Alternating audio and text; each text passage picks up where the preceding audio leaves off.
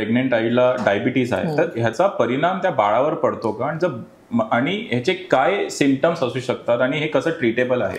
Gestational diabetes नावाचा प्रकार जो आहे तो प्रेग्नन्सी इंड्यूस्ड डायबिटीस आहे. म्हणजे आधी त्या लेडीला डायबिटीस नव्हता, पण प्रेग्नन्सीमध्ये एक 5व्या महिन्यानंतर वगैरे असा हा डायबिटीस येऊ शकतो.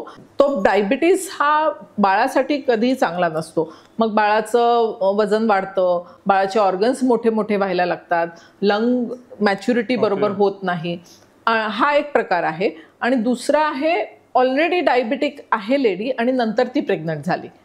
आणि आजकाल लेट मॅरेज आहे त्यामुळे आणि प्रेग्नन्सी पण बरीच उशिरा प्लॅन करतात, त्यामुळे 30+ एजमध्ये मुली प्रेग्नंट होतात आणि बऱ्याच वेळा त्यांना डायबिटीस असू शकतो. मग अशा लेडीजना आम्ही सांगतो की तुम्ही आधी तुमचं डायबिटीस कंट्रोल